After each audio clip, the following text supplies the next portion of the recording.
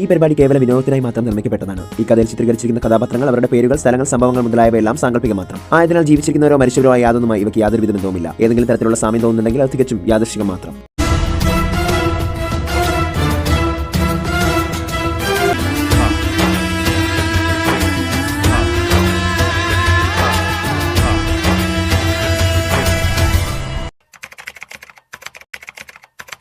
രാത്രിയായി. രഘു ഗുജറാൾ വീടിന്റെ മുന്നിൽ വന്നിറങ്ങിയതും ഇസക്കുട്ടി ഓടിപ്പോയി രഘുവിനെ കെട്ടിപ്പിടിച്ചു. അന്നേരം രഘു പറഞ്ഞു, മോളെന്തിനാ എന്നെ മിസ് ചെയ്തത്? അമ്മ ഇവിടെ ഇല്ലേ? അച്ഛനില്ലെങ്കിൽ എന്താ? അന്നേരം അത് കേട്ടുകൊണ്ട് പ്രാർത്ഥന അങ്ങോട്ടേക്ക് വന്നു. പെട്ടെന്ന് കളിക്കാനായി ഇസക്കുട്ടി അകത്തേക്ക് കയറിയതും പ്രാർത്ഥന രഘുവിനോടായി ചോദിച്ചു, രഘുവേട്ട, ഇനിയും എത്ര നാൾ?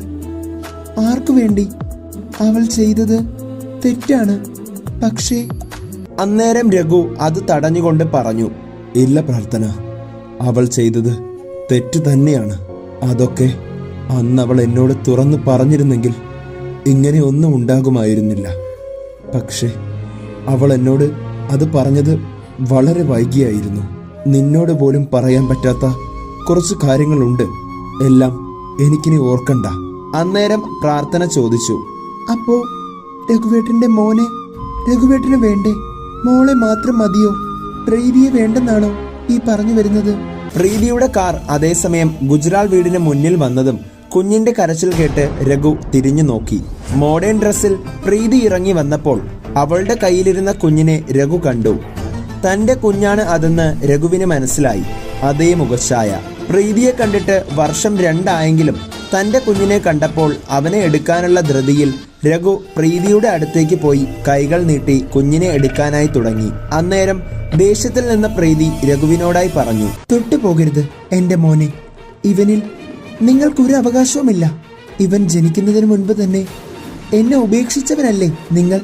എന്നിട്ടിപ്പോ താൻ എവിടെ എത്തി? തന്റെ ബിസിനസ് പൊട്ടിപ്പൊളിഞ്ഞ് എല്ലാം നശിച്ചു. ഈ പ്രീതി ഒന്നുമില്ലായ്മയിൽ നിന്ന് പിടിച്ചു കയറി ഇന്ന് ഒരു വലിയ കമ്പനിയുടെ MD-യുമായി. അതുകൊണ്ട് മിസ്റ്റർ രഘുവീർ, 2 അടി അകലം പാലിക്കണം. എന്റെ മുന്നിൽ നിൽക്കുമ്പോൾ ഇനി നിങ്ങളുമായി ഒരു ബന്ധവുമില്ല. നിങ്ങൾ എന്റെ മോളെ ഒരു നോക്ക് പോലും കാണാൻ സമ്മതിക്കാതെ എന്നിൽ നിന്ന് അകറ്റുകയല്ലേ? അതിന്റെ വേദന എന്തെന്ന് നിങ്ങളും അറിയണം. മാറി നിൽക്കടോ. ഇത്രയും പറഞ്ഞിട്ടും രഘു അവിടെ നിന്നും മാറാതെ ആദിക്കുട്ടനെ നോക്കി നിന്നു. പെട്ടെന്ന് പ്രീതി ദേഷ്യത്തിൽ, എന്താ ഇനി ഞാൻ ദേഷ്യപ്പെട്ടാലേ താൻ പോകുള്ളൂ? ഇത്രയും പറഞ്ഞ് പ്രീതി കണ്ണുകൾ ഇറുക്കിയടച്ച് തുറന്ന് മത്സ്യകന്യകയുടെ കണ്ണുകൾ സ്വീകരിച്ചു. മറക്കണ്ട രഘുവീർ, മത്സ്യകന്യകയാണ് ഞാൻ ഇപ്പോഴും.